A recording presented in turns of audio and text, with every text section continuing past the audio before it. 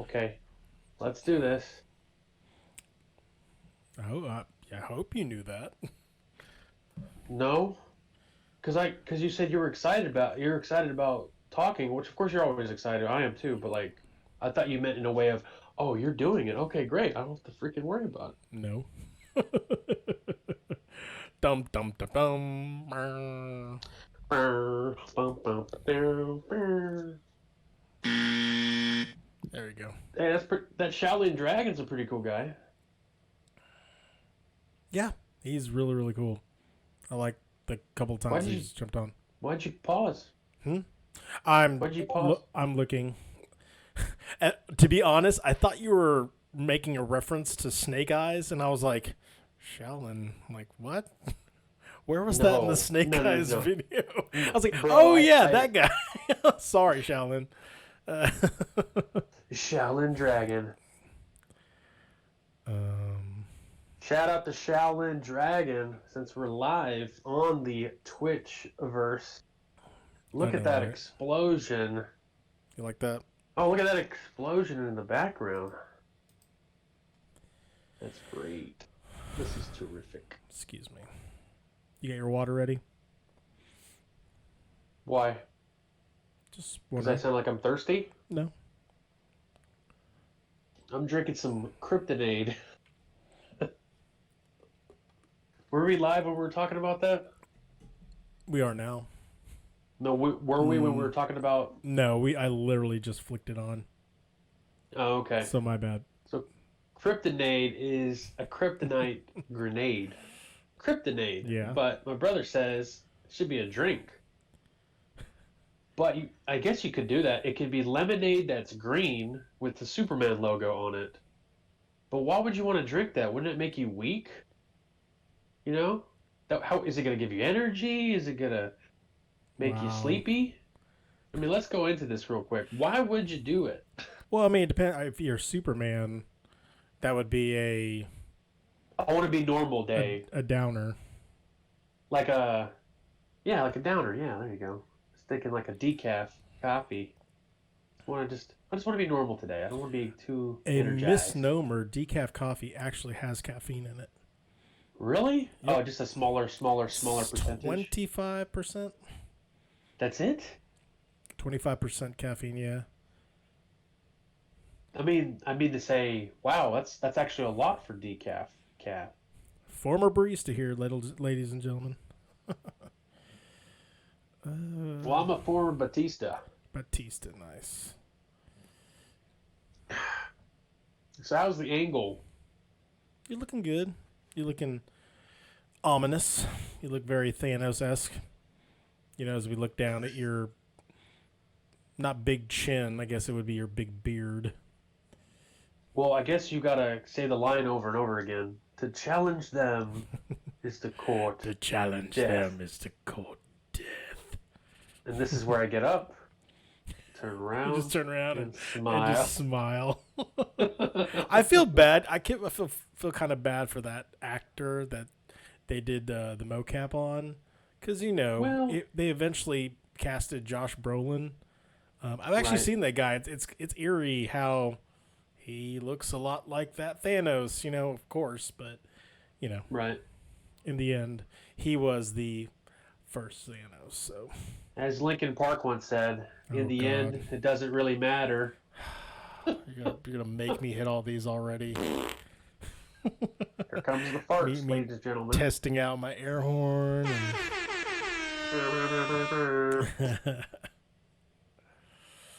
Just Brought to you by Greenland. Green L and. yes, they're going green. Greenland. They're going green, ladies and gentlemen. It's a movie about a big explosion in Greenland. It's crazy.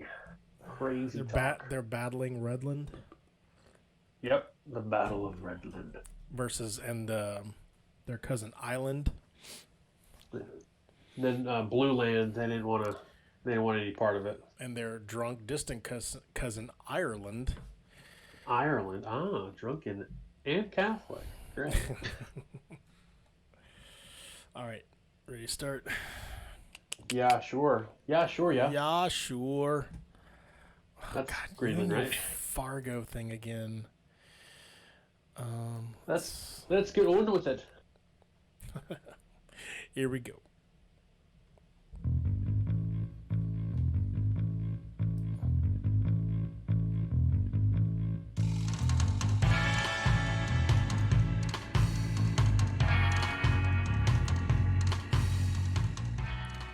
Good evening, everyone. This is the Movie Broview. Two brothers giving their brotherly take on movies from today, yesterday, and tomorrow. I'm one of your hosts, Charzar81, and my brother from the same mother, Joshizzle2323, is right next to me. Josh, what's up, bro? What's up, brother man? How was your day? How was your weekend? How was your week? It's been... How's everything? It's been a pleasantly long week. Been taking days off of work, much needed days off that I needed to do. I hope there wasn't something that was like end of the world to you. You know what I mean? That could be very daunting. What? What? You know how you have a bad day? It's like the end of the world. Hope you didn't have one of those days. No, my day was not like the Gerards, which, segueing to that, we are going to be talking about in today's show. This is episode 11.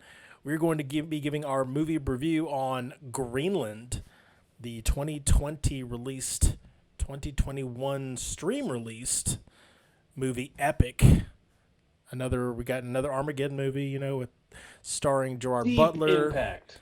Yeah, Deep Impact. Holy moly. 2012. Tomorrow after. Day after tomorrow. Day after tomorrow. Tomorrow Never Dies. Wait, that's not one. What's 2012? Yeah, totally. Before we get to that, little bit of house business. If you are watching me and my brother on the Twitch live, we'd appreciate if you drop a follow. If you're watching the premiere on YouTube on this channel, Joshizzle2323, drop a like and a subscribe and hit that little bell for the ring-a-ding-a-ding for the notifications when these come up. Also, we have a hashtag Movie Broview. Search that on the Google for all access to all things Movie Broview.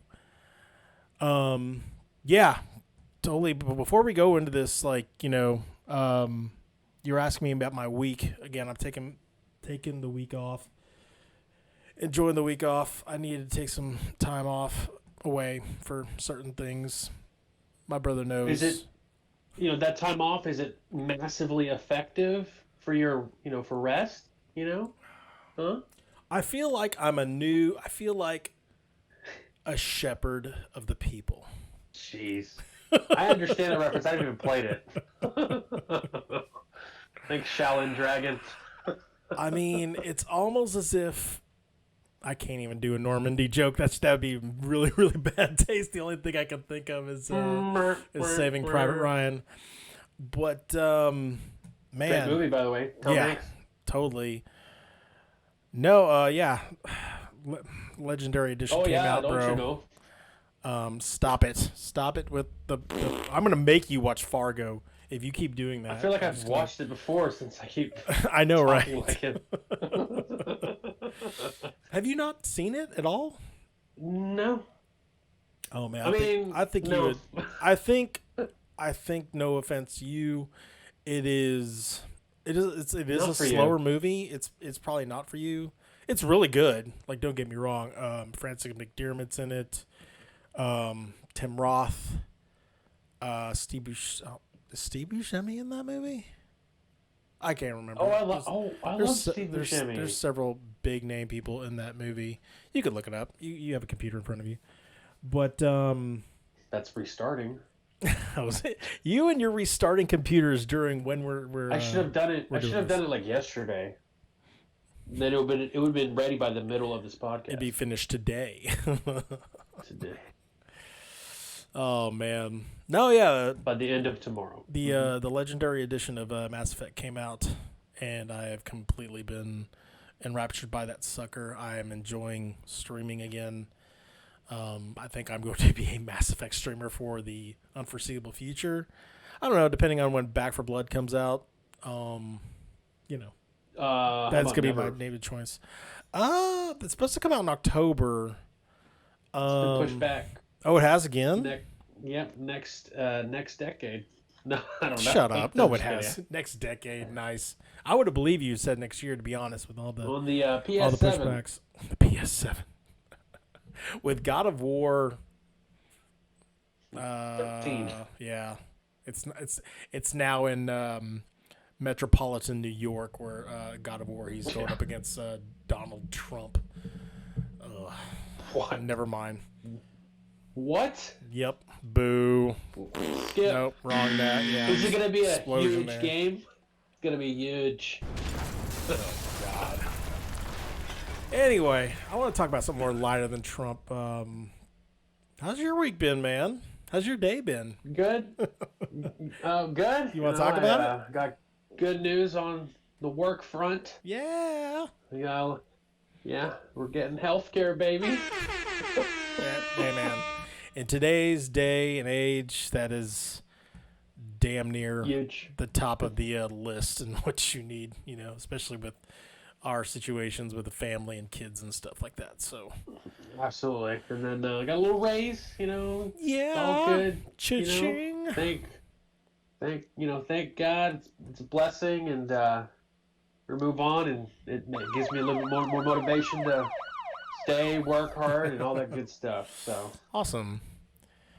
But I did, as you played some video games, Mass Effect. I did not stream. And I played in front of my number one fan, my son. Played some. It's a movie. It's a great series of movies. Jurassic World Evolution.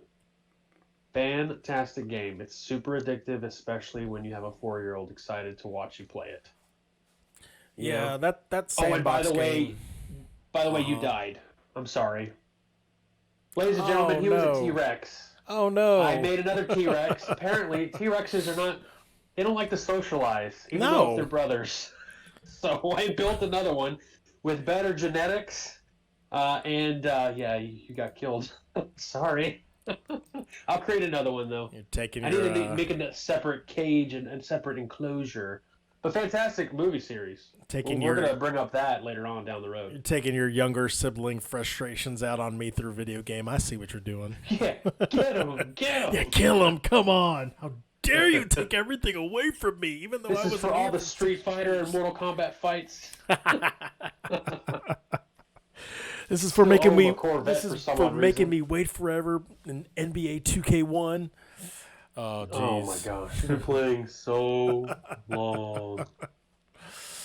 Speaking of playing so long, man, we're going through this pre-post, whatever you want to call it, a little long.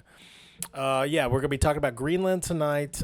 We got a whole bunch of birthdays. Oh my gosh! Last week we didn't have many birthdays. This week we had a lot of birthdays, and again there were several in there that I just could not filter out because I was like, okay, it pertains to both you and me. So, and I did not look up any of these, ladies and gentlemen. We're gonna guess who the heck is this guy. To be honest, you should know every person on this list. Like there is not one person, maybe one. Now that I think about it, but other than that, I was tempted to look, but I'm not going when to. When I, uncover your eyes, and make you see. Did you ever see Bird Box? What is that? Oh, is that the one where Sandra Bullock's blind and stuff? Yeah. Well, she's not blind. Netflix? She's not blind. She's blindfolded? Yeah. And I don't know them. I don't Answer the question. I know a lot of people did that challenge where they were blindfolded trying to do stuff, regular day life. People died. So... It was hilarious. Did you watch not the people, Bird Box? No, hold on. Shaq, and then their assistant did it on Inside the NBA. It was hilarious, but I've never seen the movie. Oh man, never. It was a good movie. I really, really liked it. A lot of people didn't like the ending. I won't spoil it for you because honestly, it's more thriller than scary. A lot of people were saying, "Oh man, there's scary parts to it." And to be honest, I was like, "Okay, let me try this out." It's not scary. There are definitely some thrilling parts to it. And there's supernatural parts to it as well. Obviously, in the world that it's set in, I'm not gonna uncover anything because that's what we're Kind of like talking A about Quiet today. Place. Yes and no. Yeah, yes and no. That's all Okay. I'll say about that. That's all I'll say about All I gotta that. say about that.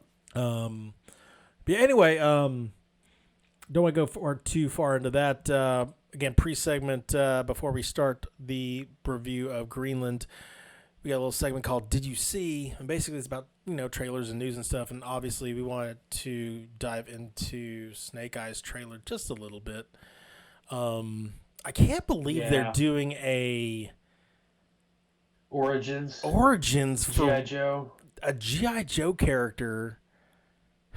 Where's Joe? Yeah, you would think it would start off with the main guy.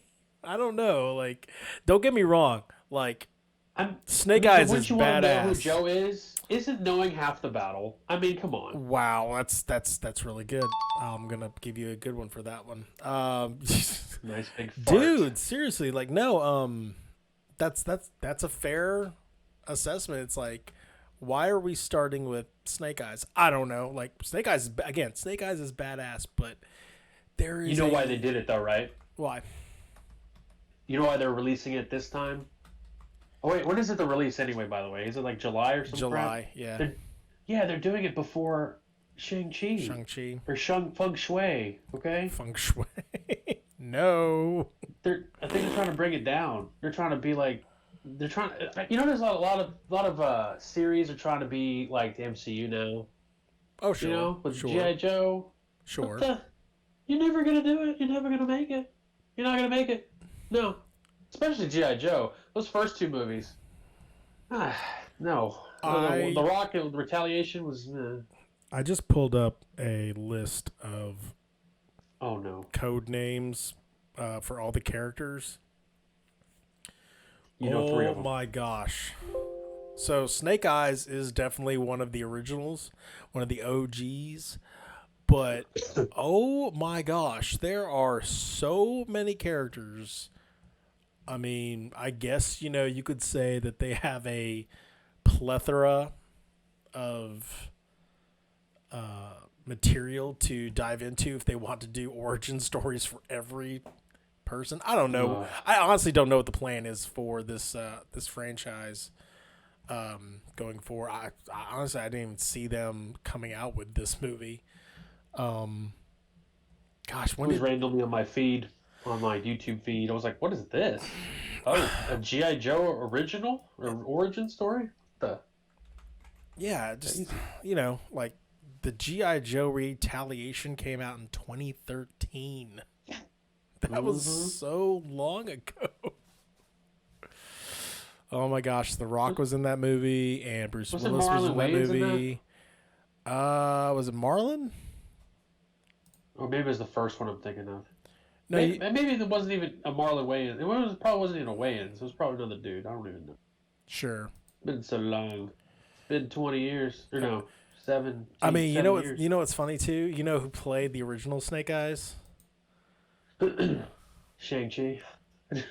I don't know. You would know this name, Ray Park. Really? Yep. Of course, he loves swords. Yep. Darth Maul. I mean, it's so funny because when you see him as Darth Maul, when you see him as the Headless Horseman, when you see him as Toad, he has got obviously that muscle action and reaction that you just kind of see on the big screen, and you just can tell that it was him from almost the beginning. So yeah, it's kind of a bummer that they moved in. Who was the new guy? He was from the new protagonist who plays Snake Eyes. He is from. I first saw him in Crazy Rich Asians. He's the main character. Huh? Yeah, Henry Golding. Crazy. Yeah, he's from Malaysia, and he's been coming on like crazy. He's been coming on like gangbusters. To be honest, like he was in A Simple Favor. He did Crazy Rich Asians 2018. He was in The Gentleman in 2020. every 20. Should have been Shang-Chi, huh? Boy, I don't know. There's I like I like the actor who plays who's cast as Shang-Chi. Like, don't get me wrong. But Henry Golding's pretty good too.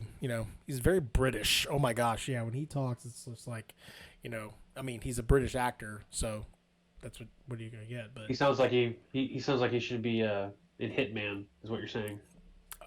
So all those guys in Hitman. Yeah. All those guys in Hitman, the video game, of course, not the movie. Well, it's like, Gemma Chan. Again, she was from Crazy Rich Asians. She plays... Yeah, from Fresh Off the Boat. Right? What? No. Fresh Off the Boat, the chick. No. I know who you're talking about, but no. Gemma Chan is...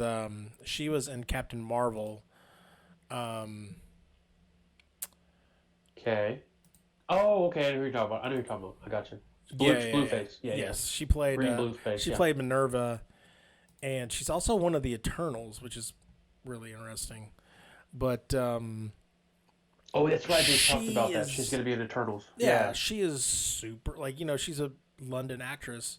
I think she's from there, and it's just, it's kind of... You do a second take because, obviously, physically, they're Asian, but then they start talking, and you're like, oh, okay, that's pip, cheerio, yeah. Yeah, pip, pip, cheerio, crumpets, and all that stuff. Anyway. Cup of tea. So, you get in line for Snake Eyes? No, I'll wait till it's streaming. I'm not gonna go see that. G.I. Joe. Sorry, Snake Eyes. I want to say, like. I mean, I guess I could roll the dice. I was born in. Get it? 'Cause... Yes, we get it. Okay. Nice, thank you. No, what I was gonna say is, I was born in the early '80s, and I think actually, like, my timeline was just ahead of G.I. Joe. No, G.I. Joe. Thundercats. That's that's a franchise that needs to be rejuvenated. It is badly. It is. Adam Wingard's gonna do it. Okay. So the guy who did Kong versus Godzilla. Oh, okay. When is that going to be? 3 years? He's doing it. He's already going to do it. He wants to do it. Okay. You can tell by his movie Kong versus Godzilla. Talk to me in like he's into 80s. Talk to me in 3 years when they're working on post. With Thundercats, with certain franchises, I won't believe it until I see it. So that's just me. I don't want to get my hopes up, to be honest, and then all of a sudden, and things get like this. They get lost in the shuffle, or they're the studios don't back this because they don't like the story, and they move it along, or switch directors or something like that. When it comes when you're talking 3 years down the line, unless it's a Marvel property, I'm like, we'll see. So yeah, things massively change in that amount of time. We may have a new president in 3 years from now, so that's how far along that is. But I don't want to go into that. That's a lot of minutia. That's a lot of crazy. What can happen in 3 years? Ladies and gentlemen, we're going to go into it right now. Stock market, president, movies that may not ever exist. Let's go. Let's not talk about what can happen in 3 years. Let's talk about what could happen in less than 3 days. And we're talking about the movie Greenland, man.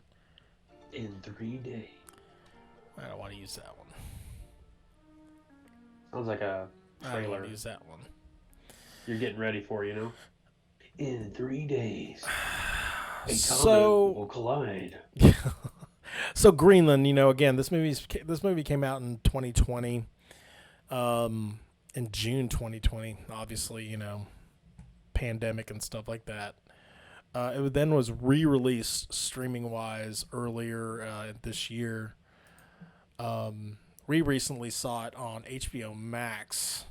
Again, I'm a huge fan of Gerard Butler, and so to kind of see his name on this type of movie, I was like, okay, what's he been up to? And I watched the trailer for this thing, and I immediately was like, I ran right to you. I was like, dude, we're doing this next week. Like, we need to watch this movie. Like, not as hardcore as Tenet, but I was like, okay, this is like your, pre-apocalyptic. Here comes a asteroid / comet of pandemic proportions or whatever that can basically wipe out pretty much the entire Earth. And to see the people who are in this movie, I love Gerard Butler from 300. Morena Baccarin, she was in Firefly. She did. She was in Deadpool. Scott Glenn, he was Stick from Daredevil. He was also in Training Day. He plays the father-in-law, I guess, or wasn't he some kung fu show? Scott Glenn? Yeah. Maybe he looks like a guy that I think he is. He is also in Silence of the Lambs. I keep forgetting. Yeah, he was the head director above Agent Starling in Silence of the Lambs. I totally forgot about that. That's crazy. So yeah, no, he's done his fair share of movies. He's kind of like in the background of this one, whereas Gerard Butler and Morena Baccarin are pretty much in the lead here. Again, we're not going to try to go through this movie, from stem to stern. Kind of like, drip a little few guidelines in regards to this movie on where we're going to go. Yeah, so they named the comet Clark. Is that right? Yes. Yeah. In reference to Superman. I was going to say Clark Kent. Right. In reference to Superman, who is known as Clark Kent when he gets named by the Kents at the Kent farm in Kansas. Now let's break down Superman, shall we? No, let's go back to the movie. Well, man, if you want to break down Superman so much, did you not like this thing? No, I freaking loved it. Okay. I just had to watch it in 2 parts. You know what I mean? You and watching dads. movies in 2 parts. Yeah, we're both dads, so you understand. Boy, and speaking of dads, do what you gotta do. Again, so this movie's about, initially it's all over the news. They see this comet, it's coming our way, and they're like, oh, it's gonna be fine. It's a comet. They're actually celebrating. This is the first time a comet's ever passed by so close to the Earth. They're like, wow, this is great. Yeah. Woohoo. And all of a sudden it's gonna land in the ocean. It'll be fine. No worries. It'll just splash all these in the ocean scientists. or whatever. Oh crap! I forgot to carry the one. Wait a minute. Oh yeah, these sons of bitches are actually gonna hit us. Oops. Yeah. Hope you don't live in Greenland. No, I'm just kidding. We're gonna explain that later on. Actually, he will. Got it. Go ahead. No. I leave the floor to you. No, yeah, no, and they're having watching parties for this thing. Like, it's kind of funny. Like, they've got schools where like they're having drawing contests and stuff like that. This kid is drawing up stuff. You come to find out kind of the relationship that's kind of going on between, the mother and father. Yeah. I was going to say Wayne Garrity. 300, that is very wrong. 300 in Deadpool. Yeah, okay. John Garrity and Allison Garrity, basically. Right. They're kind of like, marriages on the rocks kind of thing. It's whatever. And, they're having this afternoon, like, barbecue, basically, like a watching party. And,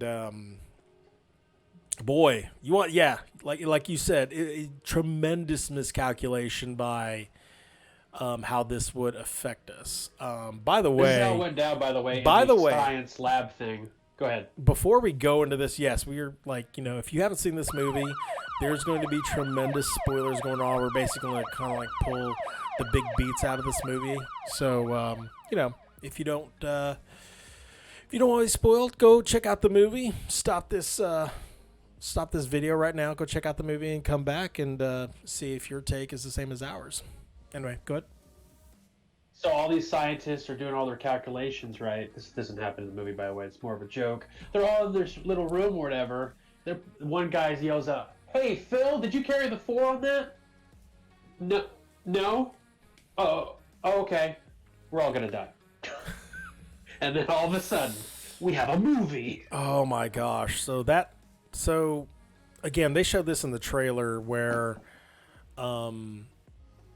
they're watching it and they're like expecting that huge explosion, and then of course John walks out. John is Gerard Butler's character. He walks out and he's like, where are all these birds going? Where are they flying to? And you just see this massive sound wave, and things ain't right in Mayberry. And he runs inside, and obviously the shit is at the fan. On the news, Tampa is gone. What was your comment about Tampa? Why Tampa got hit? So I'm in the middle of watching, and me and my brother Charzar81, we always like to text each other. If I've already seen the movie, he texts me while he's watching it, and vice versa. He's already watched Greenland, but by the time I watched it, while I was watching it, I was like, Tampa Bay, shoot. The reason why they got hit is because their hockey team, their football team, and their baseball team. Yep. Tom Brady. I mean, they went to the World Series. They went to the NHL Finals and won it, right? And they won the freaking Super Bowl. Yep. There you go. All during a pandemic. The comeuppance, basically. Yeah, there's no real pandemic stuff going on in this universe, so. It's all pre-pandemic, Of course. No real social distancing, so you don't really see any of that. Can you imagine if this had occurred during like a pandemic? Like, let's just make things worse. I remember there were memes, whatever, like, the killer bees were coming out, the monster wasp hornet monster things were just hitting all the wayside. Like, you know what? Let's just go ahead and just get hit by an asteroid right now. Let's just pile on top of the crap that was 2020. Anyway, we're not going back. We're going forward. Yeah, man. Like, it was kind of cool to see this movie from the perspective of this family. Armageddon was different. You're seeing it from a moviegoer's perspective. You're seeing it from the protagonist. You're seeing it from the actual asteroid. You're seeing it from the military's perspective. You're seeing from everyone's. This is literally like you're like having this real close introspective look at what would happen if we were basically like in the midst of getting hit by an asteroid, and it just dominoing effect into, oh, this has gone from bad to worse, and this is going from worse to the end of the world kind of thing. Speaking to that, as we're just viewing on this family, they were selected, which they kind of did not explain at the very beginning how that occurred, on how these governments are making selections, but they do later on. I kind of knew why. Yeah. No, I mean, that was my presumption as well. Well, then he explained it. Yeah, I know what you're saying. And so, basically John is one of like the top tier building architects. You see him, he's at work at the very beginning of the movie, and he makes a lot of money doing what he does. He lives in a really, really nice neighborhood. As you see, make sure he shows that he misses his family by looking at the phone multiple times. Yep. typical movie thing. He is Steve Rogers looking at Peggy. He is one of the chosen because basically he is chosen to rebuild infrastructure when things hit the fan. You come to find out later that, based upon your profession, that is why you're chosen, to be honest. Like, there were doctors being chosen left and right, which was weird because they were picking doctors out of the group, but they weren't exactly allowing anyone with any ailments, which that was kind of a weird thing. You know what I mean? Mm-hmm. The kid was diabetic. Exactly. So he wasn't allowed to. And then diabetic is not contagious though. So why not? They don't want a future weak humanity. They don't want weak humanity to survive. That's probably why, which is crazy. But it's diabetic. Like, there's insulin. It's strong. It's fine. What was it? The strongest survive. Yeah, exactly. Very, very Magneto-esque. Yes. Or no, actually, it's Apocalypse. Yeah. But yeah, no. What kind of Magneto? Yeah, He's among really these selections, interesting. you see obviously there's this huge turmoil going on. They're having to take their truck off road at times to get to the nearest airport. How they were selected was interesting because he kept getting phone calls from the United States of America. You know how we get those phone calls every now and then, and we're just like, I don't want to talk to you. Secretary of Defense. Yeah. And this happened to be, one of those. This is not a test. This is a recording. Whatever. John Garrity basically just naming off the family and saying, you have been selected. Here is your QR code. This is your plane ticket, basically. And just like Josh alluded to, they get to the airport where they're screening people. They come to, I guess, somewhere along the line, the physical of the son was not updated, Nathan, and because he is diabetic, and so through all this hodgepodge like craziness, John's having to go back to the car because they dropped the insulin in the back seat. Allison and Nathan. If you really think about it, Yeah. though, the son is Chris Pratt from Infinity War. Let me explain. If he wasn't diabetic, this wouldn't be a movie, right? You have to find out that he forgot his insulin because he's diabetic. Yeah. Right? They get separated, and that creates the whole movie, basically, if you really think about it. Well, sure. And otherwise, they would have made it to the plane, they would have made it to the location, then movie's over. No. Oh, wait, we don't have a movie. No, they would have made it to the plane, but then remember, they had that mad rush of people who busted on in. They were shooting all the military guys, and they caused that cataclysmic chain reaction explosion because, But who opened the airplane? Who opened the hangar? Remember? He said, "Oh, my family's not here. Open the hangar." Okay. They would have already left. No, they wouldn't would have have. already left. No, they wouldn't have. They were filling up the plane. They were fueling the plane at the same left. time. They would have left. They would have got it. They would have been fine. Oh, okay. So, okay. It would have been That's fine. the movie. What would you think of it? Wait. So if we did it that ending, or if they just left, that would have been a horrible movie. I wouldn't have watched it.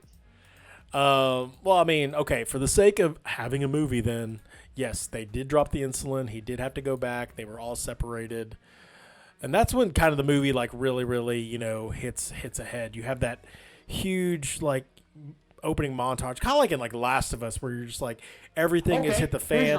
Here's an argument. Okay, you're right. They were fueling the plane, right? But if they didn't forget the insulin, they would have been all on the plane. They would have all died. So there is the end of the movie. That is not a good movie. Boom. That's not. Yes, I was right. It would be. Huh? That's not an argument. I said the plane would never have launched. Oh, whatever. I'm just saying that would have been an end of movie, though. And I agree with you. Yes, that would have been the end of them. They wouldn't have made it to. That's what I was arguing. Is they wouldn't have made it to Greenland. They would have blown up along with the other planes. You think they would have gotten off? Oh gosh, that's not King Leonidas, bro.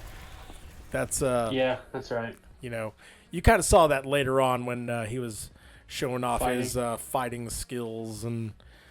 Dude, how did you feel when that dude got hit with the hammer? And you saw his eyes become brain dead. I felt like he deserved it. Oh, I mean, he deserved it, but it was whoa. Oh yeah. You know what I mean? Gnarly, yeah. I kind of saw it coming, but even though I saw it coming, it happened. It was oh. Oh sure. That you didn't know where you were headed. You know what I mean? And that's the part I want to kind of go into next, honestly, is the social reactions to all this. How people were reacting to seeing Allison and John with their wristbands because they were selected and stuff like that. So people were trying to get the wristbands from them and stuff like that. You had that couple who, I want to say this. Did you just watch this by yourself? Yes. So yeah, I watched this with the wifey. Boy, I have never seen her get so enraged. There is a moment that occurs, and this is honestly her worst nightmare. Hold on. I'm like trying not to burp. Oh, I thought you were about to cry. No. No. Yeah, like you want to talk about a Gerard Butler movie that made me cry. I've never cried more during a Gerard Butler. I have never cried more in a Gerard Butler movie since Ugly Truth, and that's truth. Anyway, and that's the ugly truth. No, so yeah, Allison and Nathan, they were trying to hitch a ride to the next airport, because that was, kind of close to where her dad lives. They were going to rendezvous at her dad's house, up in Knoxville, Kentucky. Yeah. Oh, Knoxville, maybe. I don't know. Yeah. And so obviously, you think this couple is, they're a good couple. They picked him up and stuff like that, and they just kind of notice that they've got the bracelet or whatever. Well, then dad or husband gets crazy, pulls the car over, pulls her out of the car, and so I'm not even kidding. Wifey is just screaming at the TV. She's like, "Get out of the car!" Because the son is literally just like, "Mom, Mom," and he's literally just buckled in. He's not really held against his will. There's no gun play. My son just kind of snatched from you, and you're just completely helpless to getting him back. Now later on, events turn out where this plan did not help them out. They're telling the kid, they're like, "Hey, you tell them that, we're your mommy and daddy, and nothing bad's going to happen."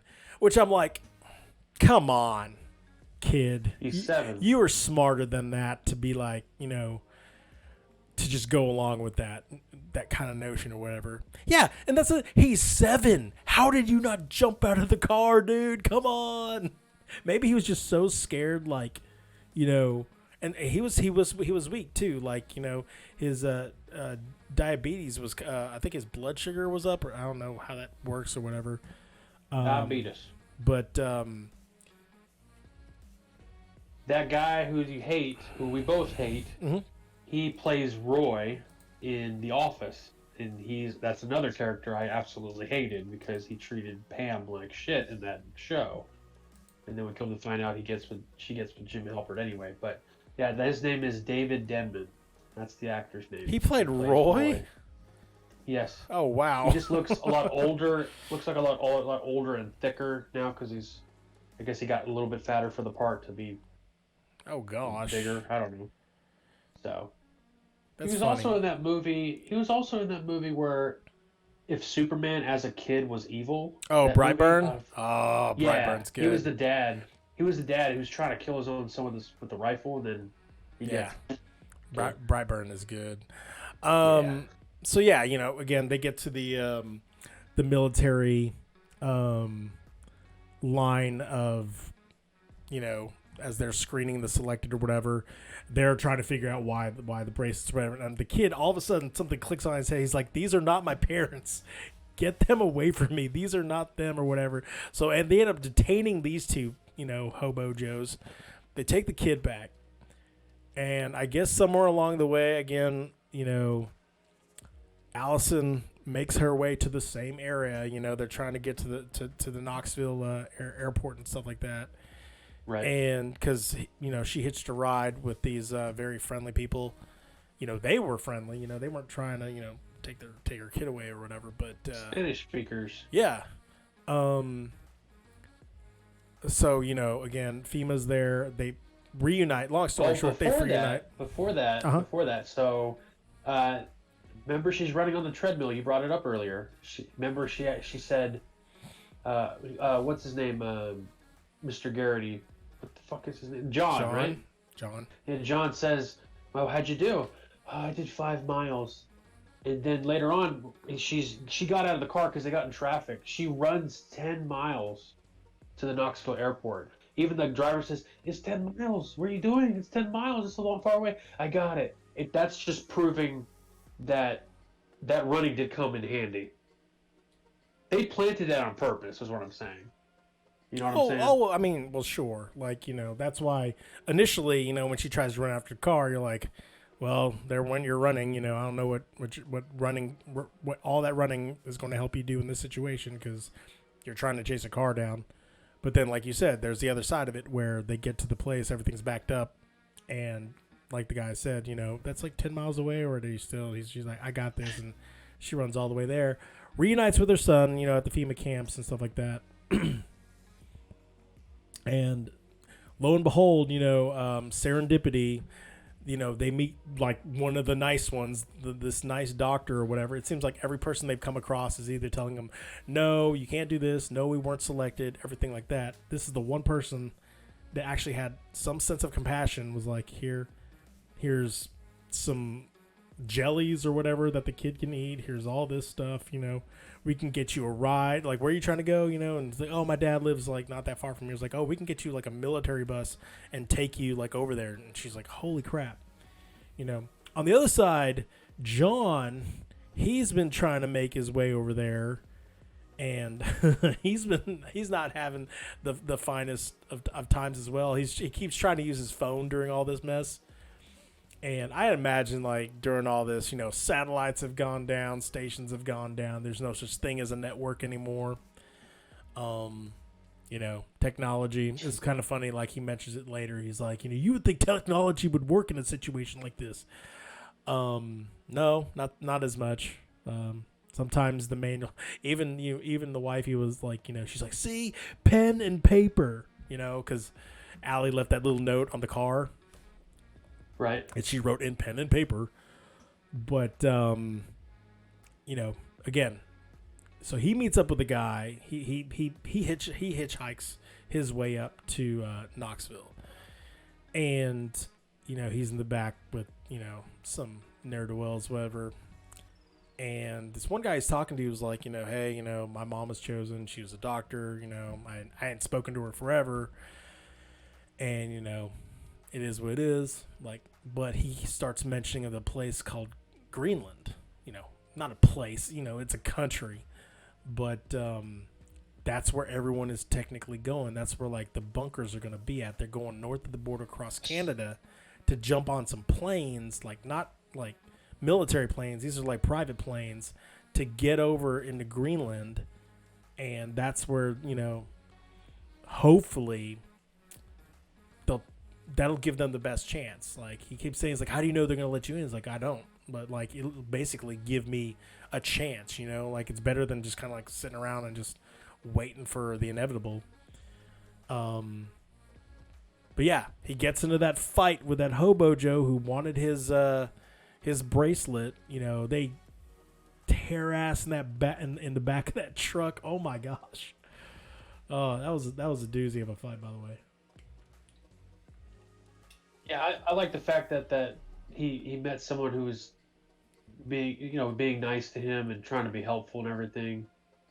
And he actually tried to help him fight those other guys, but man, it sucks that dude wind up getting killed too.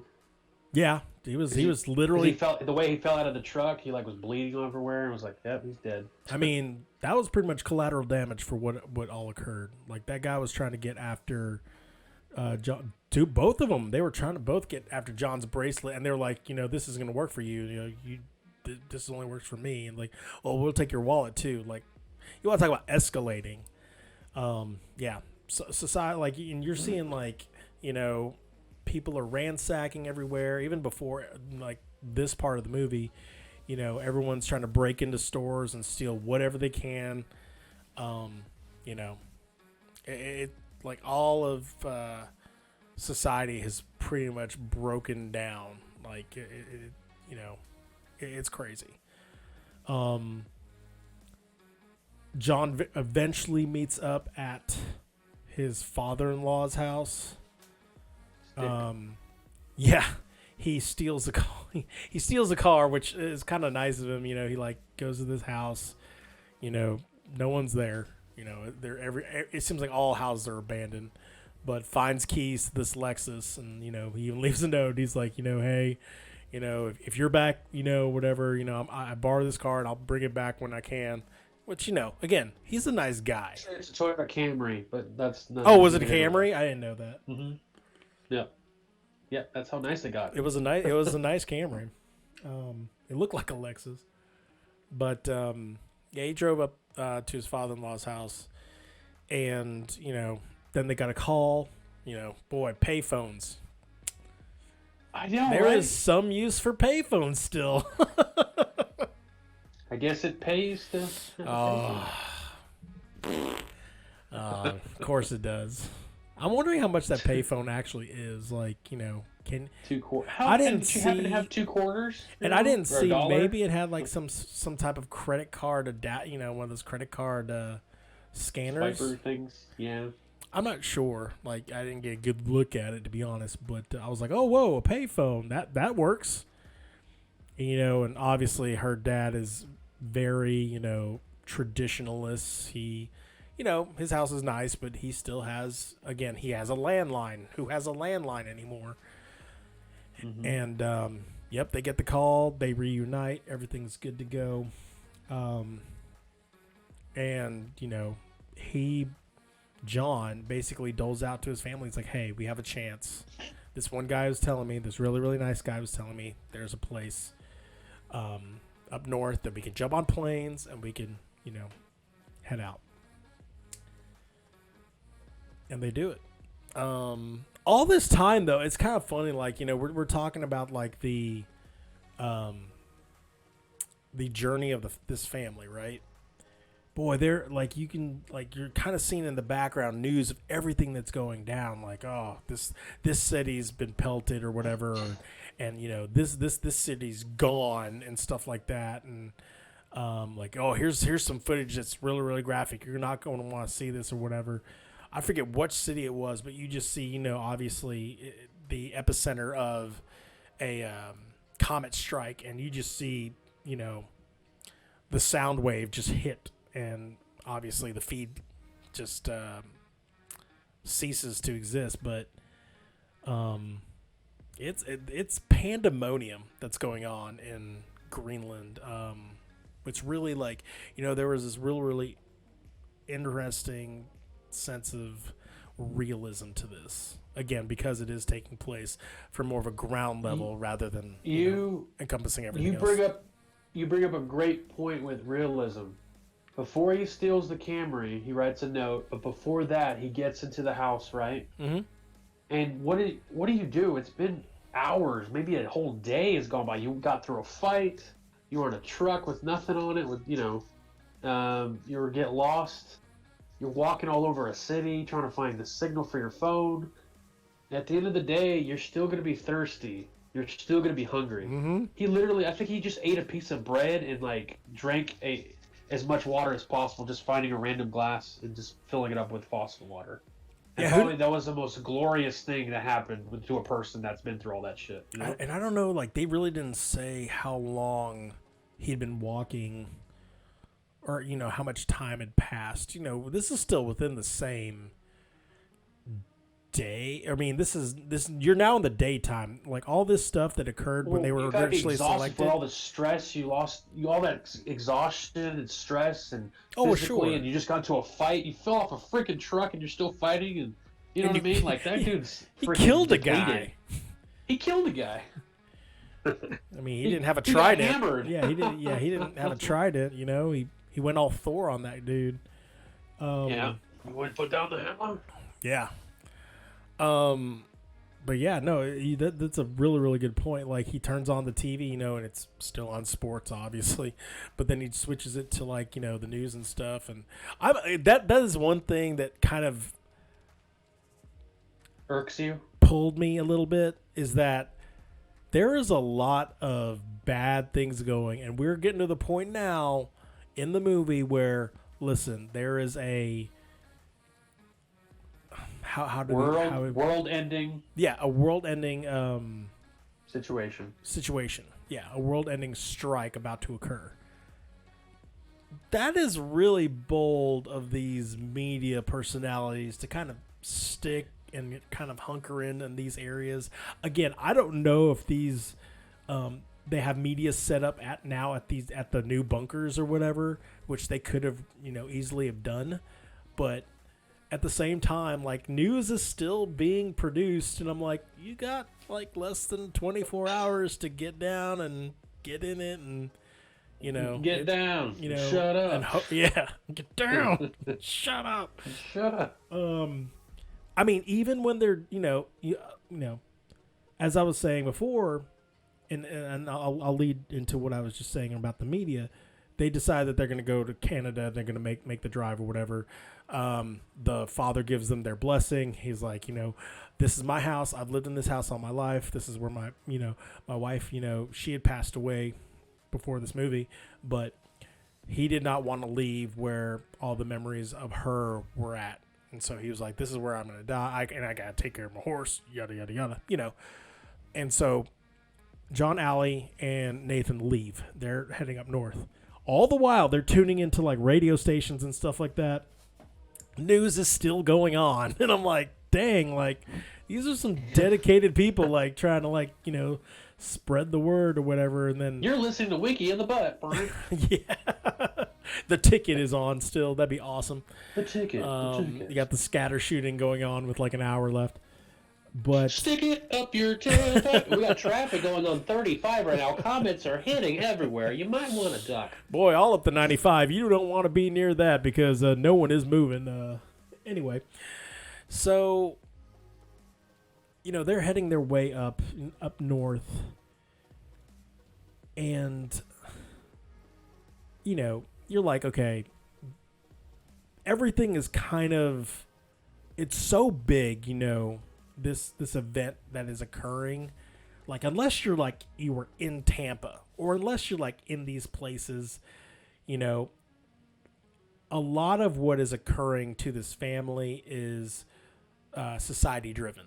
It's the breakdown of social constructs. It's people rioting. It's people trying to take your family away from you. It's people trying to take your band away from you and they're trying to kill you, et cetera, et cetera. So they kind of like, they're in upstate New York now, and all of a sudden you kind of hear on the radio, like, if you're in upstate New York, please be aware that molten particles or molten objects are like headed your way or whatever. And man, it's like almost on cue, like that stretch of road where they're at is just completely pelted with, deep impact like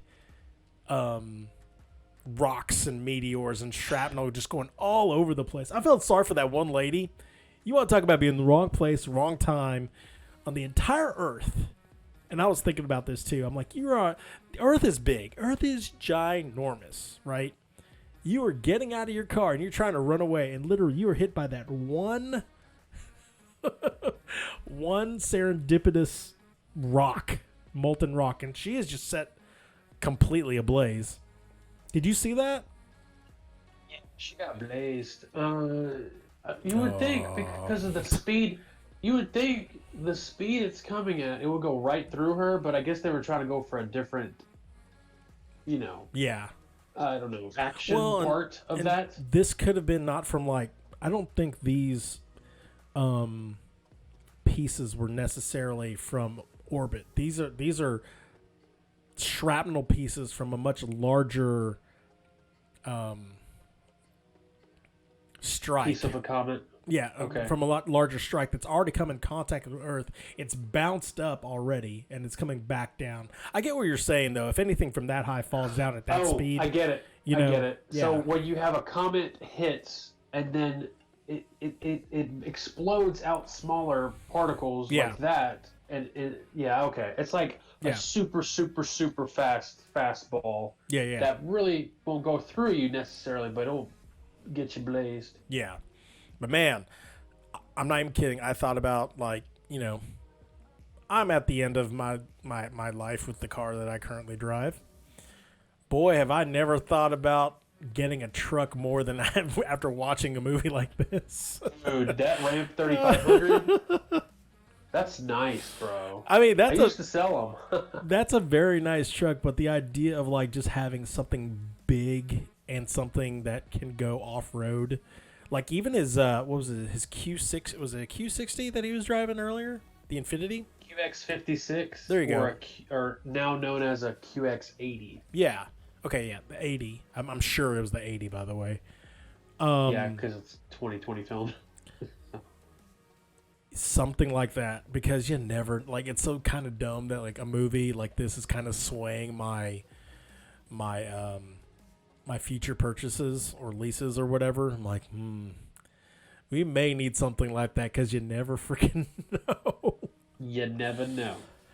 Oh man, but yeah, so they make it to the airstrip, and lo and behold, homeboy from Fight Club was flying the plane. Oh really? I didn't know that. Yeah. Gosh, I'm trying to pull up his Holt McCallany. If you've ever seen the show Mindhunter on Netflix, you will know who I'm talking about. He is awesome. You know. He's a really, really good actor. Again, he was in it really quick, you know. He was the pilot. He flew the plane.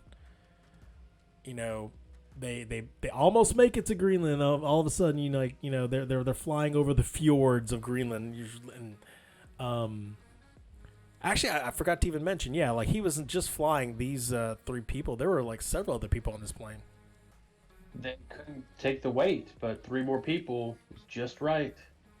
They just fit. They just had the seats. I mean, but man, when they took off, dude, all those cars showed up. I was like, wow.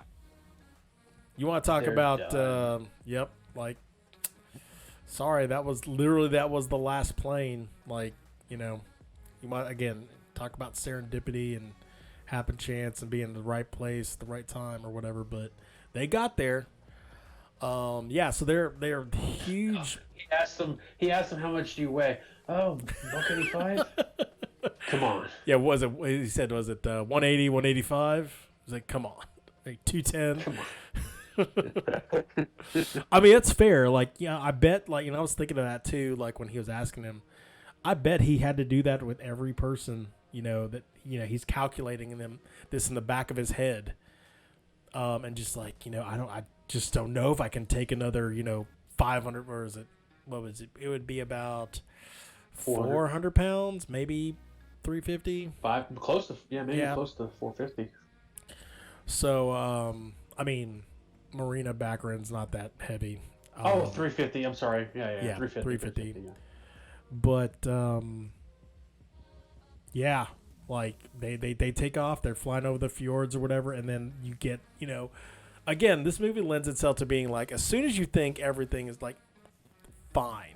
And I say that with a grain of salt because nothing is fine in this entire movie. Once that first, strike hits in Tampa Bay, you're just like, okay, everything's just going to go to crap.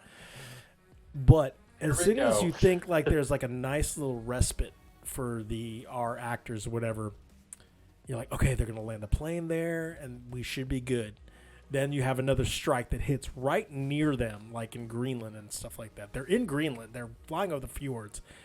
And it causes this massive wave, this shock wave that basically, hits the plane, causes the engines to go out, That was interesting to see the pilots. Like an EMP. Yeah. Yeah, no, totally. It totally short-circuited everything, and that was really cool to see them trying to revive that plane as hard as they could. And I don't know, there's a small part of me that I was like, I appreciated the realism, because a lot of times with a movie like this, they'll be like, okay, we'll have them save it at the last possible second, and then, cue orchestra, here's the heroic music, they're going to land or whatever. Nope. Did not happen. They did not. The engines would not restart. And I appreciated the realism, too, on the part where the way the pilot was talking to his co-pilot, the way he was calculating everything, he was talking about the engines, or he was trying to find a way. Like you could tell he calculated the weight, like you were talking about earlier, of each person he was taking. He was just a well calculated, pilot. I think they did a good job as far as that goes. Oh gosh, yeah. No, it was really, really cool to see that from that angle. Did you? And he died. Yeah. Like, impaled.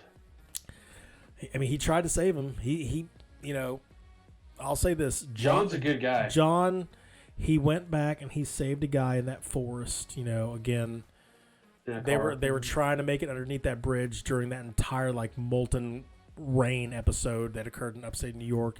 He saved that one guy from that car. Like you really shouldn't run into a burning car. I'm sorry, but he did. Burned his hand. Oh boy, did he burn his hand. But he tried to save the pilot, and the pilot's like, "Go, get out of here!" Like he even knew he was cooked. But yeah, so here's the one part of this that I was like, okay, this kind of like, okay, the military happened to be doing a final run of transport vehicles when they were walking up. Let's be real, Cheeto. Or sure. Charzar81. The military has radar, so they probably saw the plane go down. Okay. And they went ahead and did a last-ditch effort. I see where you're going with that. Oh, there happens to be a scout out there looking for people, in the middle of nowhere. I kind of understand what you're saying, but they have radar. They probably saw the plane go down. Okay. No, that is a valid, valid argument against my supposition there, because initially I was like, wait a minute, really? Like they just happened to come out at the because you would think this is the time, like literally, like there is minutes now from right.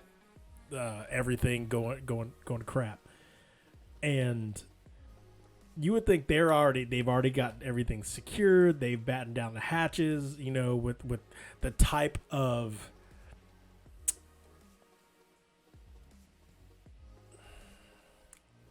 I can't put the words procedure. on it.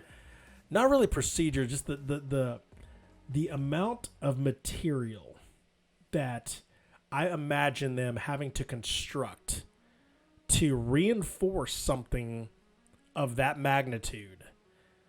I would think, once those things are closed, it's going to take more than minutes, maybe an hour to reopen again. You know what I'm saying? Sure. And so that was my only part where I like, okay, like we're literally getting down to we're getting down to brass tacks here.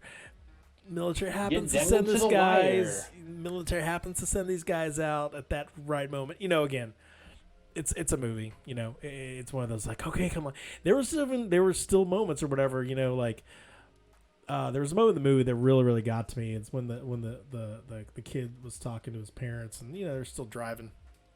This is earlier, and he was talking about. It amazes me how much this kid knows about death already, which is kind of scary. Our sons are like 2 years away from his age. So I'm mine already says, "Oh, that dinosaur died," because I play.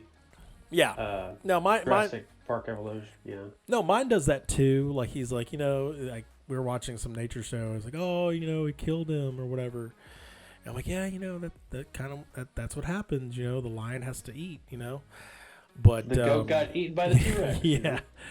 But no, just the fact that he knows the character in the movie, Nathan, knows about the flash of light and your memories just like come flooding back in right before you die. And he talks about how I would rather have these memories flash before me when I'm alive, And I was like, okay, that's fair, Fast forward to the very end of this movie. Again, super spoiler, what's going to happen. They're hunkered down. They've made it to the bunker and everything, but still they're just like, you don't know what the heck is going to happen. And man, when it cuts to that, to like all the past shots, obviously a lot of this has been shot, with younger version or like, maybe his younger brother, Gerard Butler. Looks like him. It looks just like him, man. Gerard Butler is shaved. Like, I'm like, okay, this is the younger versions of them. And like, again, it's their memories just flooding in again. Like, and literally like you hear the countdown going down. I want to ask you a question about this too.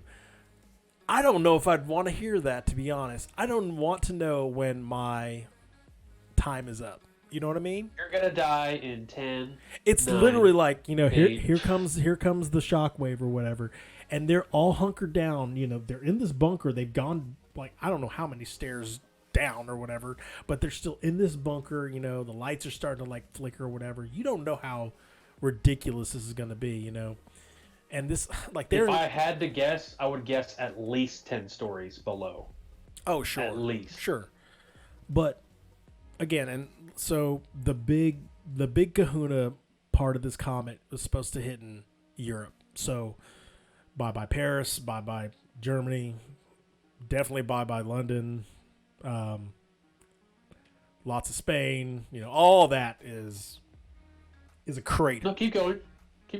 No, it's playing. Portugal, Ireland. No, but you know, again, when that obviously it hits, but then you hear the guy, the PA or whatever on, you know, he's just like, you know, shockwave, you know, impact coming in like 20 seconds or whatever, and I'm like, oh my god, like it actually started to get to me. Like I'm like, you can. I even said it out loud. I was like, you can stop talking now. Like I'm good. Like I'll feel it when it comes. Trust me. If it's something that's that overwhelming, I will feel it when it like literally hits us. And boy, again, when all the past stuff, you know, the birthday parties or they're bathing the kid and, you know, those quiet moments between John and Allison and stuff like that. I was like, that completely got to me and the wife. And I was like, you know, we're sitting there, we're bawling or whatever. And, you know, because, you know, this is life flashing before your eyes, technically. And then it goes to black, right? Right. Did you think that was it? Or was it like... Man, it was hard. Did you I think... was like, I guess they're done. But I was thinking, it's a movie. They gotta end this right. Please just end it right. Don't make them just die. It ends like the Sopranos. You just start to see the credits go up. Literally, if I saw I am not kidding. If I saw the credits just start right there, I would have been like, man, F this thing. No. Curb Your Enthusiasm. Oh. Like that. No, yeah, but like, you know, it turns out, you know, they pulled a, you know, Return of the King on us where everything goes to black for like a few seconds longer than it should. And you have the stations trying to call out to each other, which was kind of cool. So you come to find out that there's more than just one bunker. So I'm like, okay, right. that made more sense. You know, like we're not the only nation that thought of this or whatever. And I'm sure that, you know, other nations have plans in place and just in case this occurs. Man, when they open up that bunker, dude. Oh, there's nothing. There is nothing left. Like, you want to talk about... I was like, oh, look, a bird. I'm like, John, you got some job security because, man, you're going to be doing some work for a long time. Yeah, you're going to be engineering a lot of the whole Earth. Pretty much. Like, and it's crazy because... Okay, so the big one hit in Western Europe. You're seeing shots of major areas. Like, Sydney is gone. Like, they even show it. The Opera House is in shambles. That one city, I want to say that was New York, because I thought that was Yankee Stadium. I might be wrong. Paris, obviously, is just completely ridiculous. What got to me, and I don't know how this affected you when you saw this, is Texas was never hit. Well, that's kind of true. I mean, we're fine. Look at the end of the movie, you saw the world, right? Yeah, all those little holes in Earth. Yeah. Texas was just fine. Yeah, That's why everyone is moving to Texas right now. House prices are going up. You can't buy a house, you know. Shut up! Don't even talk about that. I do not even want to talk about that. But price of lumber is going up. Well, and then it's true though. I did feel that way though when they showed the worldview, and I'm like, man, like, and and again, this is how I approach movies like this. I'm like, there's not going to be a Greenland 2. There's just not. But I always think of like, what's this universe going to be? What is this world going to be in several years from now? Like here's a new globe, guys, and here's the crater of what used to be Europe. And like history class, like a geography class. Sure, way in the future. I mean, I'm sure they've got like there was procedures in place to preserve history, preserve art stuff, preserve technology, et cetera, so their transition from BC, before Clark, to whatever that you want to call this world now is a little less daunting. But at the same time, man, waste management, dude, you got some work. WM, huge stock market. Do you think that they pulled like a Noah's Ark kind of thing too? Like, I was wondering, where are all the animals at? Like, you saw a bird, which I'm guessing they were like, and this was 9 months later, by the way. I forgot to mention that. They opened the doors. This was like 9 months after. A few moments later. Yeah. This was, I'm like, someone's actually having birth right now, downstairs somewhere. In a bunker. Because, I mean, once. You know what I mean? Once you survive the initial shock wave or whatever, and everything's kind of functioning downstairs, boy, yeah. Time to celebrate. Pretty much.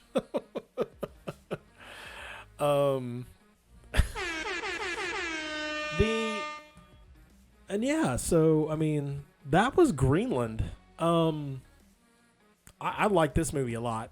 Like, I like movies like this. I don't want to think about this ever happening, but again, the unique way they portray this movie in comparison to other past movies where, it is literally more focused on this family and society crumbling around them and how they react to it and how one man gets his wife and son to the intended destination. How many pop rocks do you give out of this one? I'm giving it a 7. 7? Okay. 7 pop rocks out of 10. It's not like a Independence Day type of end of movie. It's not like Armageddon, to be honest. It's not like an Armageddon type of end of movie. It's more of a. It's better than 2012. I think it's better than Deep Impact just because of how the recency, of course, and the storyline is going to be. It's less corny than Armageddon, but it's not up there. Like Armageddon's like a movie that you could always go back to and watch it over and over again. With this one, I can go back to and watch it maybe once or twice in my lifetime, rest of my life probably. But Armageddon, if it's on, you're gonna watch it again because it's a classic. I don't think Greenland would be a classic film. Well, and Armageddon's it's more spectacular and it's more fantastical and and again, love story, the star-studded. It's so star-studded. In comparison to this movie. I'd give this thing a solid 8, to be honest. Again, that doesn't mean I'm going to watch it more than you will going forward, but 8 pop rocks out of 10 for me, just because I love the uniqueness of it. It really, really struck me. It really, really hit home with me. Again, we are a father of, you have a son, I have a son. So the fact that it kind of hit close to home, like in regards to that, it was not too far out of the realm. Like, there's some, obvious out of the realm, possibilities that occur with this. A lot of serendipitous, like, coincidences that, like, allow our characters to, move their way across the chessboard to their intended destination. But at the same time, this is a movie. I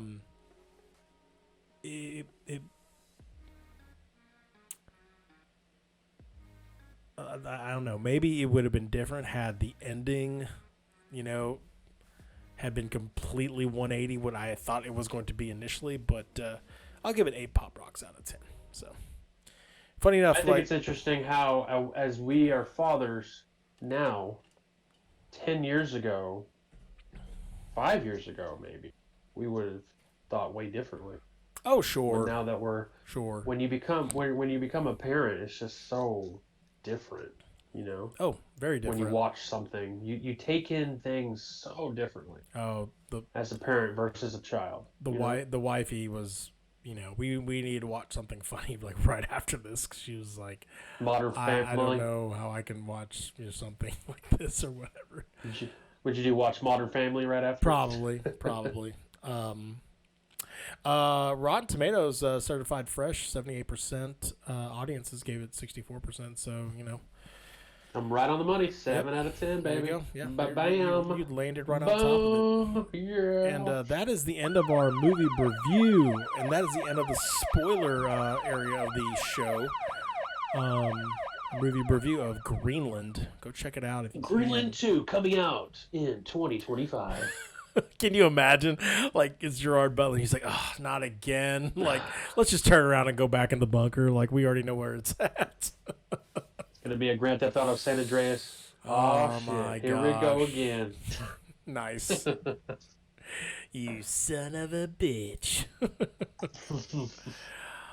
Well, that's our topic for today. Next, we're going to go on the birthdays for this week.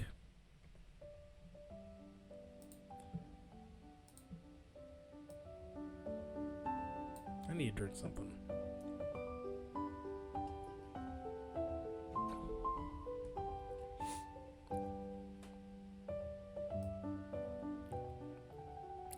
And like I was saying, we have a ton of birthdays this week.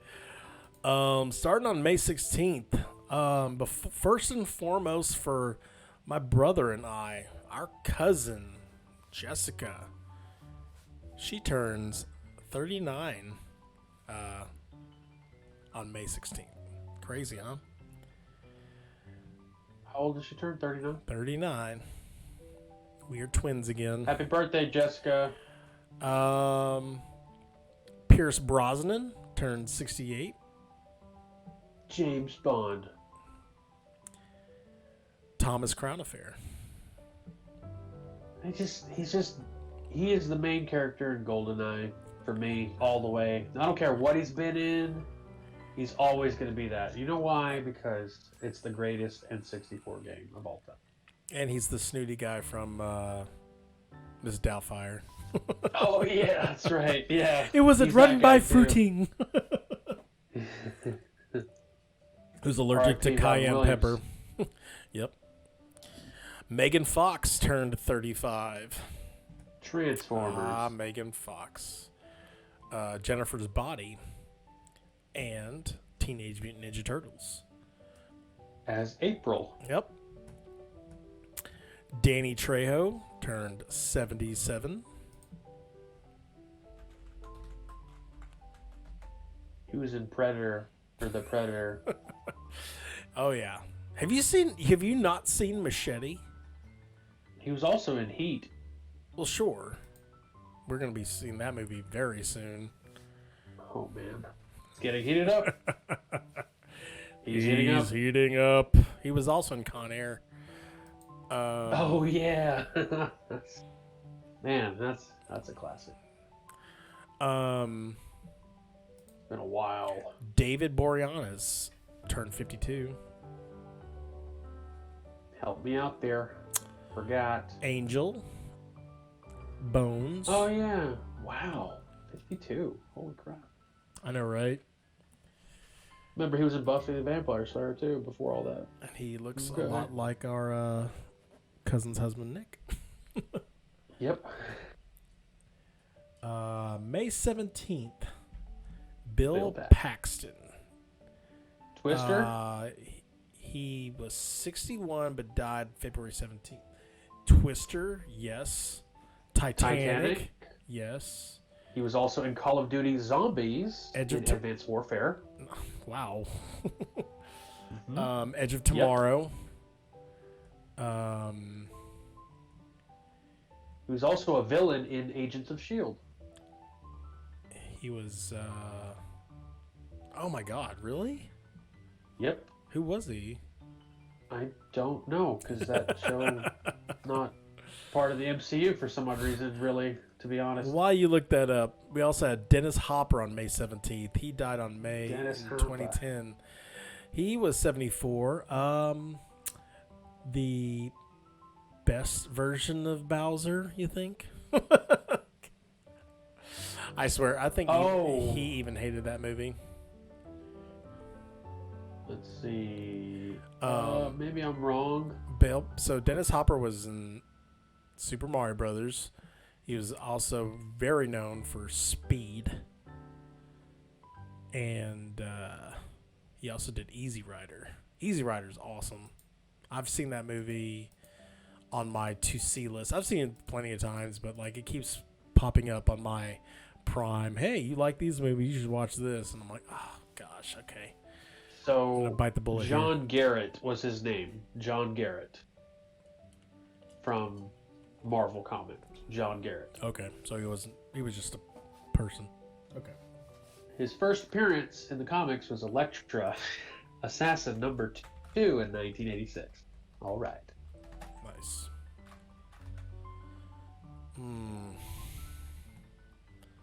Oh yeah, I totally forgot. Bill Paxton was also in Apollo 13. Alien. Oh yeah. He was in Aliens. He was in True Lies. Oh my gosh, that's right. And that's right. Yeah. He was in the first Terminator movie. Oh yeah, give me your wallet, or give me your nice night out for a walk. Yeah, there you go. Yep, great Bill Paxton, man. Jeez, I remember he was in Terminator. May 18th, Chow Yun Fat, 66. Crouching Tiger, Hidden Dragon. That's right, and Replacement Killers. He was also The King and I. Pirates of the Caribbean. Oh yeah, he wasn't King and I. He hasn't done anything lately. I'm surprised, MCU hasn't. He was also in Dragon Ball. Oh wow, yeah. Let's move on from that. May 19th. Let's not worry about that. Oh, May 19th. Andre the Giant died January in 1993. He was 46. And that documentary is on HBO Max. It is fantastic for all you wrestling fans. Oh my gosh. And let's not forget The Princess Bride. Of course. It was really interesting them talking about that with him being like how his back was already hurting, and oh yeah. Like he was not able to do much on the set. So interesting. Peter Mayhew. He was 74. He died April of 2019. Chewbacca. Oh, yeah. I was like, come on, bro. Come on, Scro. Well, been a long time. And Georges St. Pierre, Batroc. Yes. God, I did not realize he is one of the leading Canadian MMA fighters of all time. I kept looking at his name for the last ever since Winter Soldier. Oh. And I'm like, gosh, where do I know that name? I'm like, that sounds so familiar to me. And I just kind of dismissed it, It's like, okay, it's, whatever. When I saw him the first time in Winter Soldier, I was like, man, that guy looks familiar. Yeah. And it turns out he's like a famous freaking fighter. Yeah. Yeah, totally. Crazy. May 20th, you have Timothy Olyphant. Come on. Go ahead. No, I got nothing. Live Free or Die Hard. He was also in Mandalorian. He had the Boba Fett armor initially. Oh, yeah. He was also in Hitman.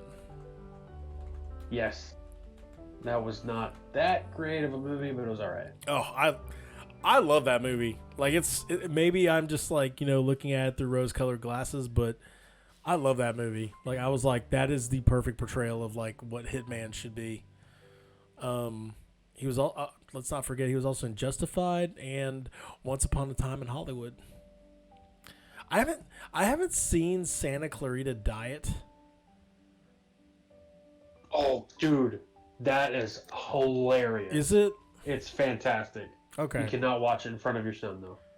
Yeah, I mean, I know that she's, was it a cannibal or a zombie or something like that? She died. She became a zombie. Yeah. And that's the whole show. Like having to cover up for her all the time, and then making sure, because she can only eat pretty much humans, so he has to constantly like kill people. It's hilarious. Yeah, it's hilarious. Yeah, Timothy Olyphant, man, he's awesome. Jack Gleason turned 29. Jackie Gleason? Not Jackie. You would know him as the little boy from Batman Begins. He's the little boy who's kind of leaning out, saying like, "Oh, they're looking for you. You must be him. You're the Batman," or whatever. A lot of us know him as King Joffrey from Game of Thrones. Little King Joffrey, who... Wow, he was in Batman Begins? That mofo. Yep. The little boy from Batman Begins. I've never seen Game of Thrones. Not one episode. Oh, my. That is... that's... I don't know what to do with that. It's okay. That and Harry Potter. Sure. It's okay. You don't have to be perfect at everything. It's fine. Oh, come on. Not everyone likes wrestling. Not everyone likes Star Wars. You know what I mean? I'm different. No, I know. May 21st, we have Mr. T. He'll be turning 69. I guess you pity the fool who doesn't like Game of Thrones. Okay, great. Listen, if you like Game of Thrones, you're on the A team. Oh, man.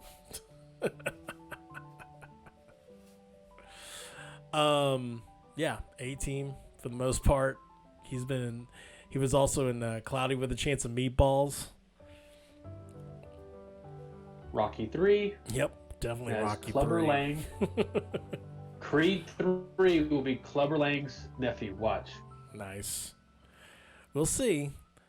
And the other person from May 21st, Raymond Burr. He died in 1993. He was 76.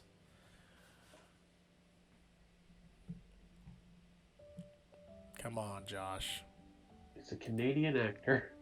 You and your Canadian actors.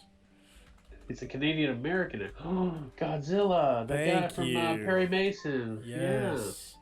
He is Perry Mason, but, I knew him first from Godzilla 1985 or Godzilla King of the Monsters? Both. His lines are just perfection in those movies. Well, it's funny because, he was just added to Godzilla 1963 or whatever, the American version, as well as the American version of 1985. 1956. American version came out in 1956, and then the original version came out in 1954. There you go. Thank you. May 22nd. Maggie Q. She'll be turning 42. That rhymes. Again, she is also... So I found this interesting. Maggie Q, she's born in Honolulu. So was Timothy Olyphant, born in Hawaii. And they were both together in Live Free or Die Hard. She's the new Nikita. Aloha. I know, right? She's awesome. She's really, really good. I didn't realize she was also in Mission Impossible 3. Gosh, I barely watched that one. That one's a really, really good one. It was a good one. It was a good one. And finally, we have Sean Gunn, who will be turning 47. His brother, James Gunn. But who did Guardians of the Galaxy? He's also in Guardians of the Galaxy as well. But funny enough, I saw him. So again, the wifey's been going back and watching some old stuff. She was watching Gilmore Girls. She was in Gilmore Girls, or she was watching Gilmore Girls, and he was in it. And I was like, oh my God, that's Sean Gunn. And Look at you. She's like, who? Who? Oh, just like from Guardians of the Galaxy. Exactly. You get what I'm throwing at you? Who? Did you catch what I'm throwing at you? Oh, yeah. And that is our Star-Lord, legendary outlaw. Come on, guys. Man, and that's our birthdays of this week. We had a lot of birthdays that we had to catch up with. Not too shabby. And that is the end of the track. Nice stopping point. You gotta keep it on track. Oh, man. So that is all I got for you guys today. You know, Josh, do you have anything for me? You got anything coming up? Oh, yes. Oh, yeah. You got anything on your docket, sir? Oh, yeah, absolutely. It's quite a docket. We're gonna play a game. Okay. It's Josh's turn to do the hosting. Who said it? In what movie? Who said Are it? you ready, Charzar81? Who said it in what movie? Bring it on. Bring It On is not going to be a movie that's going to be in this particular game. Nice. Yes, I brought up the cheerleader movie. Anyway, let's do this. We're going to do Save End the of the cheerleader, save the World. world. That's not... Where's that from again? Oh, come on. NBC show. Something about... I forgot. Some superheroes, right? Nissan Like Versa. hero show. Nissan Versa. Yeah, and I You're sold right. those for years. Oh, boy. Here we go. End of the World movie quotes. All right, cool. Here we go. Hey, guys. Remember, we're heroes now. So that incident with me and the gun on the asteroid, let's keep that under wraps, all right? That would Who said be Steve Buscemi's character in Armageddon. What's his name? I don't know, the dude flailing the gun everywhere. His name is Rockhound. Oh, wow. Okay, yeah. That's fine. You got it. Ring-a-ding-ding. Nice. Next. I wish I could tell you. I wish I could tell you we can prevent the coming destruction. We cannot. Today, none of us are strangers. Today we are one family. Stepping into the darkness together. Who said it? I'll say it again. You sound like Forrest Whitaker. I'll have to look that up real quick. You sound like Forrest Whitaker from Rogue One. Forrest Whitaker. Wait a minute. Hold on. Wait a minute. Wait a tick. Really? Okay. All right. I'll accept. Is it right? Let's read. Not at all. Let's go ahead. You are close, I guess. Well, once you find out, you're like, "How is that close?" I wish I could. Now I feel like I'm gonna be Forrest Whitaker. I wish Forrest Whitaker. We're talking about Star Wars Rogue One. Are we talking Bloodsport or? No, I'm just kidding. I wish I could tell you. King of Scotland. Oh gosh, I wish I could tell you we can prevent the coming destruction. We cannot. Today, none of us are strangers. Today, we are one family. Stepping into the darkness together. All I can see is Forrest Whitaker now. Who is it? It's Danny Glover, President Thomas Wilson from Oh, the movie gosh. 2012. Wow. I did it on purpose because I was like, there's no way he's going to get this. I was way off. Oh my gosh. Way off this earth. Again, end of the world movie quotes. Continuing. Welcome back, cowboy. Who said it? I'll say it again. I'm trying to say it like the person does. Welcome back, cowboy. I don't even know if that's right. See, your voice, your imitation might be throwing me off. Welcome back, cowboy. Welcome back, cowboy. can't even do it. Is that closer to the actual I think it's closer. I think. Like, I can play it in my head, but I can't get it out the same way, if that makes sense. Is it, Welcome back, cowboy. I can't, that's not even right either. God. Yeah. Okay, you sound like Randy Quaid. And action. All right. Action so we're Jackson. back. Action Jackson. Welcome back, cowboy. Again. It sounds like you're doing Randy Quaid, but you're doing Bill. It sounds like you're Randy Quaid, but that's Bill Pullman, maybe, from Independence Day. No. Billy Bob Thornton. Dan Truman. From Armageddon. Gosh, Armageddon, yeah, that's right. Welcome back, That cowboy. is the worst Bill Bob Thornton ever, man. Oh my gosh. Welcome back. I'm trying to do it. Hold on. Welcome back, cowboy. No, it just keeps getting worse. You're getting close to Chris Christopherson now. Welcome back, cowboy. Oh my gosh. I need to take a dump. Let's see here. Dump? What?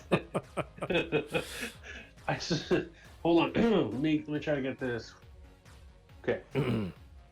Serious. I saw its thoughts. I saw what they're planning to do. They're like locusts. They're moving from planet to planet. Their whole civilization. Oh, After they've consumed every natural resource, they move on. And we're next. Nuke them. Let's nuke the bastards. Who said it? Oh, that would be the president, Bill Pullman, from Independence Day. Yeah.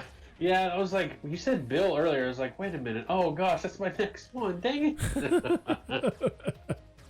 All right. Here we go. Next. Lightning never strikes in the same place twice. Who said it? Man, that's a lot of people. Lightning never No, it's not. strikes. Hold on, let me try to mimic this particular person. One second. Oh, Let's here see. we go. Lightning never strikes in the same place twice. That's the best I can do. Let's see. Thrift Books defines lightning never strikes twice. Gosh, that's. Let's see.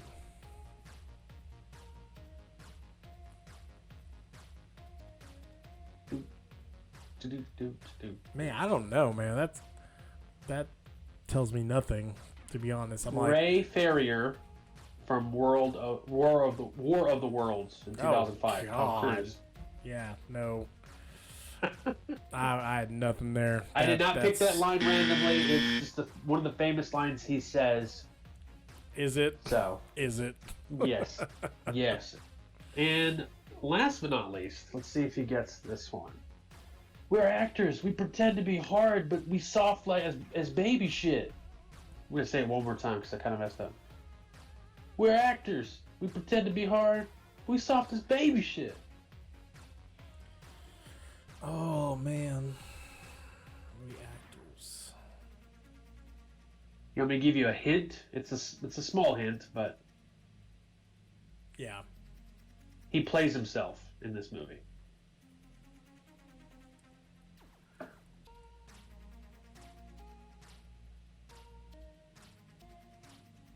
I don't even know if you've seen it. I'm like, We're actors. We pretend to be hard, but we soft as baby shit. the one? I don't know. No, that's not an end of the world. That's the end of the universe. I was thinking, like, honestly, I was thinking, the zombie movie. None of these are zombie movies, are they? No, end Yeah. of the world. Yeah, like straight up end of the world. You give up? Oh, wait. No, that's. I was thinking, like, is that Keenan from Snakes on a Plane? I'm like, that's not an end of the world movie. Yeah, I give up. That's Craig Robinson from This Is the End. It came out in 2013. okay. You sounded nothing like Craig Robinson, my friend. I don't know how to sound like him. We actors. We pretend to be hard, before we saw this baby shit. That was better. Oh, okay. That was better. And that's the thing, though, too, is like now that I know who's behind, like whose voice that is, I can actually picture that person in my head, and that sounded a lot more like him. Okay. God, I totally forgot about This Is the End. Yeah, I don't. That is a end of the world. It's pretty funny. Oh no, it's awesome. Boy, I watched that with my no. I did watch that with one of my wifey's cousins, and she just turned 16, and there were some parts I was like, should I be watching this movie with you guys? Like, are you allowed to watch this movie, you know? She was 8. Oh. So 8? Yeah, you said 16, right? Yeah.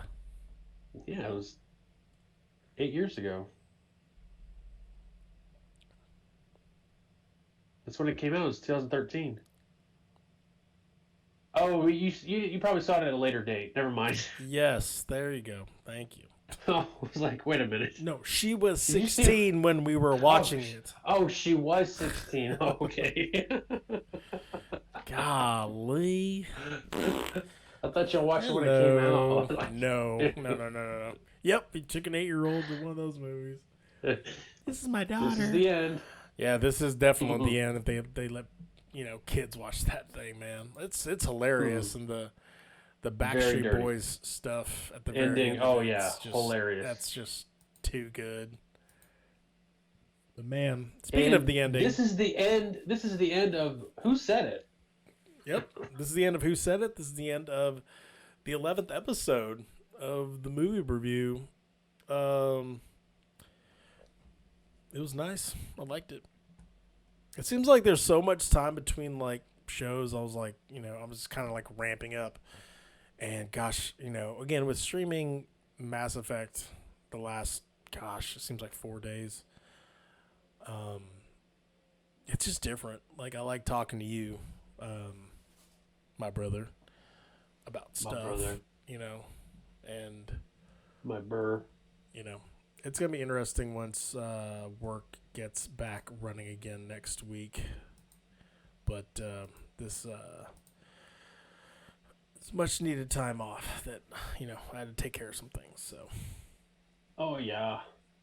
What do we got next, man? I hope you have access to it. What did you talking about? I'll get access because I got it. It comes out tomorrow. Actually, I saw tomorrow. I saw some. I keep seeing it somewhere. Like they're like, here it comes. And is it called? What is it called? Dead Army? What is it? Army of the Dead. Yep. No, I'm just kidding. I knew that. Comes out tomorrow. A zombie / heist movie, so that'll be interesting. Of the Living, yes. Man, I'm looking forward to this thing. I hope it's good. We will see. Batista. Did you hear, by the way? Speaking of Batista in this movie, did you hear he wants to stop being Drax? Yeah, that's crazy. Kind of a. Downer. I get that sometimes, like, or a downy. It sucks because you would hear yourself to like this actor who does their job as that character really well, and they've made it their own, and you're like, this is who I perceive now. Away from the comic book medium as this character, but man, like obviously Guardians 3 is going to come out, so yeah, they said they're not going to kill him, they're just going to recast him. Really, man, bad. Yeah, like it was a mix of Joker, and honestly, they don't need to recast. Like, I mean, honestly, like they can. Let him they don't have to kill every person who's like decided I'm done with the MCU universe. They can just kind of like let him go. Chris Evans. Let's just make him go into the past and then kill himself off with old age. Yeah, Okay? like Robert Downey Jr. Eventually Thor.